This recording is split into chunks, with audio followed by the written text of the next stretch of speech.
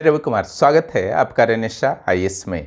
Interview के इस 11वें session में आपका स्वागत है और आशा है कि आप इन सारे सेशन का भरपूर लाभ उठा रहे होंगे। मेरी भी इच्छा है कि आप भरपूर लाभ उठाइए, इसलिए तो वीडियो में दे रहा हूं, ठीक है, ताकि आपकी जो अंतिम मील के पत्थर हैं उसको आप सफलतापूर्वक अपने स्थान पर, सही स्थान पर स्थापित कर सकें। मुझे पूरा भरोसा है कि इस बार आप हार नहीं मानेंगे फाइनल लिस्ट में जब तक आपका नाम नहीं आ जाता है। इंटरव्यू के बहुत सारे पक्ष होते हैं, मुद्दे होते हैं, वो अपनी जगह हैं, लेकिन जो महत्वपूर्ण पक्ष होता है, सबसे महत्वपूर्ण पक्ष होता है, वह होता है आत्मविश्वास का, न कि ज्ञान का, ठीक है। और निश्चित रूप से जो ये आत्मविश्वास आता है वह ज्ञान से ही आता है, ठीक है। आप अपने आप को किसी के समक्ष प्रेजेंट कैसे करेंगे, है ना, किसी खास क्षेत्र में जब आपकी अच्छी खासी ज्ञान होगी तब आप अपने आप को आत्मविश्वास के साथ प्रेजेंट कर सकते हैं, ठीक है। बस सही हल्का फुल्का चेक किया जाता है आयोग के द्वारा, ठीक है। उनका परेशान करने के, आपको परेशान करने का कोई भी ऐसा इरादा नहीं होता है। बहुत ही आपके साथ वह सहयोग भरा रुख अपनाएंगे। एकदम 100% निश्चिंत रहिए। अपने सारे डर को निकाल करके इस संदर्भ में, है ना, आ जाता होगा कि मेंस रिजल्ट का एक भय मन में बना हुआ रेगुलर रहता होगा। फिलहाल के कंडीशन ये है, लेकिन भरोसा रखिए ईश्वर पर, जरूर होगा। और सारे भय को निकाल करके कि उस रूम में क्या होगा नहीं होगा, ये सब ने बस अपना तैयारी कीजिए। जो इंटरव्यू का तैयारी का एक तरीका होता है, ज़रूर तैयारी कीजिए, है ना। यहाँ जो आपका 5वीं जेपीएससी का एक आपको घटना बताना चाहूँगा। एक अभ्यर्थी गए, वो इंटरव्यू देने के लिए वो गए, है ना। उनका पहला चांस था इंटरव्यू का, है ना। और जब वो गए तो उनको काफ़ी अंदर से समझ लीजिए कि नर्वसनेस फील हो रहा था। मैंने कहा था कि रूम के बाहर जब टूल में बैठाया जाता है उस समय नर्वसनेस जो होता है चरम पर होता है, ठीक है। प्रवेश जब करते हैं तो दिल की धड़कन बहुत ज़्यादा बढ़ जाती है, ठीक है। तो उनको बैठाया गया अंदर, जब वे प्रवेश किए, ठीक है। उसके बाद उनमें इतना ज़्यादा थोड़ा सा वो नर्वस हो गए, है ना। तब इंटरव्यू बोर्ड के मेंबर्स ने कहा कि पानी पीना चाहेंगे, तो उनको वाटर भी दिया गया उस जगह, है ना। आप पानी पी पी करके भी आप अच्छी तरह से दीजिए इंटरव्यू, उसके लिए भी रोक नहीं है। हालांकि ऐसा करना नहीं है, लेकिन मैं बस एक एग्जांपल के लिए आपको बता रहा हूं। उसी तरह जो आईएएस 2021 का इंटरव्यू चल रहा है, ठीक है, वहाँ भी एक कैंडिडेट जब इन किए इंटरव्यू बोर्ड के समक्ष, तो उनको बैठाने के बाद इंटरव्यू बोर्ड के जो हेड थे, अध्यक्ष थे, उन्होंने कहा चलिए बैठिए, है ना, कुछ हमसे आप सीखिए और कुछ आपसे हम लोग सीखेंगे, ठीक है। आप खुद समझ सकते हैं कि कितने वे सहयोगी होते हैं। इसलिए किसी भी हाल में डर करके अपने इंटरव्यू को बर्बाद मत कीजिएगा। क्लियर, इसका आप लोग ध्यान रखेंगे। चलिए, आज जो हम लोग चर्चा करने वाले हैं, ठीक है, जॉब रिलेटेड प्रश्नों से बहुत सारे कैंडिडेट जो हैं परेशान हैं कि जॉब करते हैं, इस जॉब का क्या, आपका जो सिविल सेवा में आने जा रहे हैं, इस जॉब जो भी अभी तक आपने जॉब किया है, बाकी पर तो बहुत सारे पर मैंने चर्चा भी कर दिया है, उसका क्या लाभ जो है सिविल सेवक के रूप में आप उठाएंगे उस अनुभव का, ठीक है। तो उसके लिए आपको याद करना है ईटीटी एमपीसी डीएसएफटी, ठीक है। इसको एकदम कंठस्थ कर लीजिए, इसका फुल फॉर्म भी प्रैक्टिस कर लीजिए, है ना, क्योंकि आप कोई भी जॉब करते हैं, मैंने इस तरीके से इसको बना दिया है कि उसमें ये सेट कर जाएगा, ठीक है। अब यहाँ पर देखिए, फुल फॉर्म देख ली। E for experience, T for time, T for team work, M for money management, P for public relationship, C for consumer services, D for disaster, S for senior citizen सेवा भावना, F for female preference, T for technology, है ना। आप किसी भी क्षेत्र का आप तुलना कर लीजिए, ठीक है। आप सेना में हैं, पुलिस में हैं, या फिर झारखंड गवर्नमेंट के सर्विस में हैं, या फिर रेलवे में हैं, बैंक में हैं, ठीक है। किसी भी सेक्टर में आपकी सर्विस, या इंजीनियर हैं आप, ओके, किसी भी सेक्टर में क्यों ना आप सर्विस करते हो, मैनेजमेंट में भी आप क्यों ना हो, ठीक है, हर जगह ये सारे पॉइंट्स सेट कर जाएंगे। इसके आधार पर आप बहुत ही कॉन्फिडेंस के साथ उत्तर दे सकते हैं। कैसे, समझिए उसको, है ना। मान लीजिए कि आप रेलवे में, ठीक है, रेलवे में आप कोई कर्मी हैं, आपको मौका मिला है इंटरव्यू देने का जेपीएससी का, क्लियर। निश्चित रूप से आपके पास सवाल आएगा कि रेलवे में वर्क करने से इस सिविल सेवा में क्या लाभ होगा, ठीक है। तो यहाँ पर देखिए क्या क्या सेट करता है। एक्सपीरियंस हर जगह सेट करेगा, चाहे किसी भी आप सेवा में हैं, ठीक है। कुछ ना कुछ आपका अनुभव होता है, ठीक है, उसका 1-2 पॉइंट अपने सर्विस से रिलेटेड आप तैयार कर लीजिएगा, ये हर जगह काम देगा। चलिए, रेलवे का टाइम मैनेजमेंट, ठीक है, टाइम को काफ़ी महत्व दिया जाता है रेलवे में, ठीक है, कि सही टाइम पर ट्रेन पहुँचे, सही टाइम पर डिपार्चर करे, लोगों को अपनी मंजिल तक सही समय पर पहुँचाया जाए, ठीक है। यहाँ भी आपको जब टाइम मैनेजमेंट की आदत आपको पड़ चुकी है, तो यहाँ पर भी सरकार द्वारा आपको लक्ष्य दिया जाता है, या खुद भी आप लक्ष्य निर्धारित कर सकते हैं कि किसी काम को जो है हमको इतने दिनों में फिनिश कर देना है, ठीक है, ताकि सरकार का वर्क जो है फास्ट हो, राजस्व में वृद्धि हो, ठीक है। दूसरा जो है टीम वर्क, वो भी सेट कर जाएगा। रेलवे जो है हमारी बहुत बड़ी संस्था है, पूरे देश में एक साथ मैनेज होती है, ठीक है। तो टीम वर्क का ही न परिणाम है। प्रशासन में आइएगा, सिविल सेवा के किसी भी क्षेत्र में जाइएगा, तो टीम वर्क तो बहुत इंपॉर्टेंट है, ठीक है। शायद टीम वर्क से जोड़ना प्रशासन में वो सब आपकी समस्या नहीं थी, पॉइंट्स समस्या थी, उससे मैं बता दे रहा हूँ, ठीक है। मनी मैनेजमेंट, ठीक है, तो मनी मैनेजमेंट बैंकिंग वाला में ज़्यादा प्रभावी होता है। अगर यहाँ पर मनी मैनेजमेंट से रिलेटेड पोस्ट में आप जुड़े हुए हैं रेलवे में, तो प्रभावी हो सकता है यहाँ पर भी आपके लिए, ठीक है। पब्लिक रिलेशनशिप रेलवे का बहुत ही महत्वपूर्ण पार्ट है, पब्लिक रिलेशनशिप, ठीक है।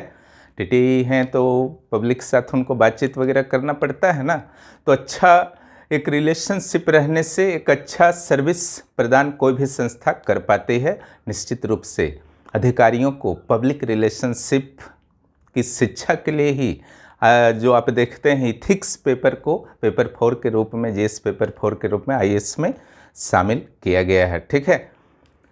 अगला देखते हैं कंज्यूमर सर्विस, ओके, रेलवे हो, बैंक हो, है ना, या कोई और भी बहुत सारे प्राइवेट जॉब में आप करते हैं, बिजनेस करते हैं, यहाँ तक कि बिजनेस भी है ना, बिजनेस भी कोई करते हैं आप, तो उसको भी सेटिस्फाइड करने के लिए आप इन सारे पॉइंट्स को यूज कर सकते हैं, ठीक है। इसका बहुत ज़्यादा महत्व है। यहाँ आपके कंज्यूमर कौन होंगे वास्तव में, ठीक है, जनता होगी, ठीक है, क्योंकि आप लोक सेवक हैं, जनता के सेवक हैं, क्लियर। तो आपको बेस्ट सर्विस वहाँ पर, ठीक है, पब्लिक सर्वेंट यानी कि सर्विस देने के लिए आपको भेजा गया है। तो कंज्यूमर सर्विस से रिलेटेड आपका कोई भी जॉब है तो निश्चित रूप से उससे जोड़ सकते हैं सिविल सेवा को, क्लियर। इसके अलावा डिजास्टर, ठीक है, रेलवे सेक्शन में जब भी डिजास्टर होता है तो उसको कैसे मैनेजमेंट करना है, ठीक है, आपदा प्रबंधन, ठीक है, अच्छी खासी व्यवस्था होती है। चाहे आप सुरक्षा सेक्शन में जाइए, पुलिस में, सेना में आप हैं, ठीक है, तो इस सेक्शन में अपने आप को आप जोड़ सकते हैं। यहाँ पर अगर आप सिविल सेवा में आते हैं तो कुछ भी ऐसा आपदा घटित होती है उस क्षेत्र में, तो निश्चित रूप से आपकी भूमिका बढ़ जाती है। और वो अनुभव है ना, जो अपने जॉब के दौरान डिजास्टर से रिलेटेड कोई भी जॉब आपका रहा हो, ठीक है, आपके विभाग का, तो निश्चित रूप से आपके लिए काफ़ी सपोर्टिव होगा। नेक्स्ट जो है सीनियर सिटीजन सेवा भावना, ठीक है, कोई भी ऐसा आप जॉब करते हैं, ठीक है, जिसमें सीनियर सिटीजन्स को, वुमेन्स को, ठीक है, रेलवे के लिए बात कर रहे हैं, ठीक है, तो यहाँ पर सीनियर सिटीजन्स वुमेन्स को थोड़ा सा सुविधा तो दिया जाता है, ठीक है, नीचे का सीट जैसे दिया जाता है, ठीक है, विकलांगों के लिए अलग सीट्स रहता है, तो ऑफिस में भी आप इनकी अलग व्यवस्था कर सकते हैं। जिस भी ऑफिस में आप हैं, खास करके प्रशासनिक सेवा में अगर आप हैं, तो निश्चित रूप से अगर वरिष्ठ नागरिक आते हैं तो उनको ज़्यादा समस्या का सामना ना करना पड़े, ठीक है। अपने जो पहले वाले जॉब हैं उससे आप इस चीज़ को सीखेंगे, ठीक है। तो यहाँ पर भी आप अप्लाई कर सकते हैं, उसमें तो कोई रोक नहीं है। महिलाओं के लिए अलग व्यवस्थाएं आप कर सकते हैं, ठीक है। तो यहाँ पर उनको अलग सुविधा हो जाएगी, विकलांगों के लिए अलग व्यवस्था कर सकते हैं। तो ये सब अनुभव कैसे आता है, किसी न किसी जॉब में आप रह चुके हैं, इसीलिए ना। इसके अलावा फीमेल प्रेफरेंस हो गया, टेक्नोलॉजी, कुछ ऐसे क्षेत्र से आप जुड़े हुए हैं। अधिकांश क्षेत्र में तो ऐसा होता ही है, बैंकिंग हो, रेलवे हो, ठीक है, मैनेजमेंट सेक्शन हो, तो टेक्नोलॉजी का बहुत अधिक महत्व है। अगर टेक्नोलॉजी के आप जानकार हैं तो निश्चित रूप से जो सरकारों के द्वारा ई गवर्नेंस की कोशिश की जा रही है, ठीक है, कि यथाशीघ्र ई गवर्नेंस को व्यापक तौर पर विस्तारित कर दिया जाए, तो उसका जो है आपका पूर्व एक्सपीरियंस निश्चित रूप से काम देगा, ठीक है। तो इस तरीके से इसको जो है आप अच्छी तरह से कर लीजिएगा, ETT-MPC, और आशा है कि तुरंत याद हो जाएगा DSFT।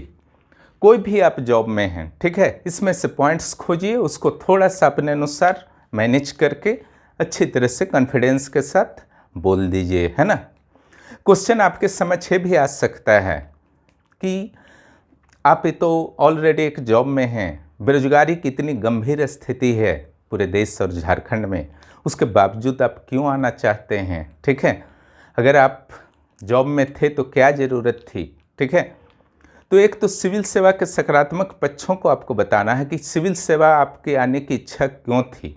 दूसरा, और भी तरीके से सेटिस्फाइड करना है कि आप बेरोजगारी कैसे नहीं बढ़ा रहे हैं, ठीक है। कैसे नहीं बढ़ा रहे हैं, आपको सिंपल कहना है, ठीक है, कि पहला, आयोग और सरकार के द्वारा मुझे इस सेवा के लिए पात्र समझा गया था, इसलिए मुझे इस सेवा के लिए आवेदन करने का मौका मिला, पहला। दूसरा, जैसे ही मैं इस सेवा में ज्वाइन करता हूँ, जो पूर्व की सेवा है निश्चित रूप से वैकेंट हो जाएगी और कोई योग्य बेरोजगार युवक या युवती की नियुक्ति वहाँ पर पॉसिबल है। तीसरा, सिविल सेवा में आने के बाद, इस पॉइंट को ध्यान से सुनिएगा, सिविल सेवा में आने के बाद हमारे द्वारा कुछ ऐसे प्रयास किए जाएंगे निश्चित रूप से, इसकी प्लानिंग भी मैंने कुछ कुछ की है, ठीक है, कि ज़्यादा से ज़्यादा बेरोजगार युवाओं को मैं स्वरोजगार में किसी भी तरह से अर्निंग करने में, एक्स्ट्रा अर्निंग करने में, अधिक अर्निंग करने में मदद कर सकूं। लेकिन इस लाइन को तब भी बोलिएगा जब आप प्लान्ड वे में गए हों, कि क्या क्या प्लानिंग किए हैं, है ना। वहाँ से पूछा क्या करेंगे आप, है ना, पूछा जा सकता है पूरा क्वेश्चन कि बेरोजगार युवकों युवतियों को नौकरी वगैरह या स्वरोजगार देने के लिए आप क्या क्या प्रयास कर सकते हैं, ठीक है। उत्तर तो सिंपल है, ठीक है, वित्त हुआ, प्रशिक्षण हुआ, सरकारी योजनाओं का लाभ हुआ, है ना, शिक्षा के क्षेत्र में आप योगदान दे सकते हैं, उनको शिक्षित कर सकते हैं ताकि उनको नौकरी मिल सके, ठीक है। तो बहुत सारा पॉइंट्स को, 2-4 पॉइंट्स को दिमाग में रख करके ही इस तरह के लाइंस को बोलिएगा। इससे क्या होगा, यानी कि बिना प्लानिंग का आपको कुछ भी नहीं बोलना है, ठीक है।